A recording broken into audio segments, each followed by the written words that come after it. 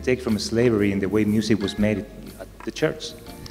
Well, the first music I ever sang were Negro spirituals, and so it's a music that is a Based sort on of slavery, yeah. a foundation of what I do. I sing Mozart the way I do because of the way I've sung Negro spirituals, and that music of the slave that has come out of their suffering, but also their hope for freedom, is something that it's just an integral part of who I am, and I look for that, I would say, spirituality and that connection to what I call the divine inspiration in everything that I do. But my first connection with that was definitely with the music of the slaves.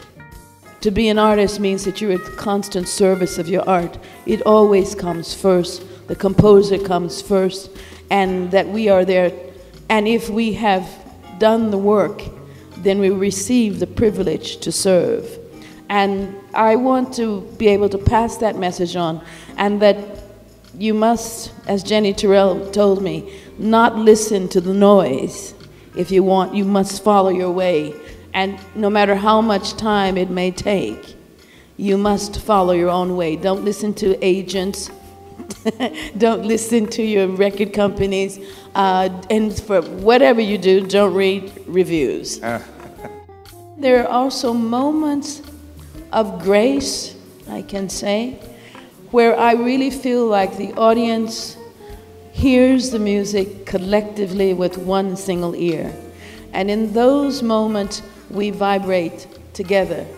And I sincerely believe that the place from which we hear music collectively, or where we vibrate together, is the same place from which the Universal Declaration of Human Rights has come. And that is why, for me, the work that I do for human rights and my music are not different. They are sort of two sides of the same coin. It's the refugees themselves who inspire me the most, particularly the women, because 80% of all refugees are women and children. It is their dignity that they have in the most difficult situations. And they're very vulnerable, particularly women who are alone with their children. And it is these women who inspire me to continue. I read something you said in an interview about how worried you are about classical music and opera being hard to get to the younger generation in the era of cable TV and 24-hour entertainment all around the clock, internet. I mean, 12-year-old kids are going to prefer Justin Bieber over Maria Callas anytime. Do you think we're in trouble? The problem is lack of access. They have access to Justin Bieber. They don't have access to Maria Callas. So, not that that's what they would choose, but I think that we have a responsibility to culturally nourish our children as we have a responsibility to nourish their bodies. To offer them a diet of only Justin Bieber or whatever is malnutrition, in my opinion. Culture is not just pastime. Culture is our human. It is a conversation about our human condition. It helps us live our lives. It helps us understand things by living it through another character, or in a movie or in a book.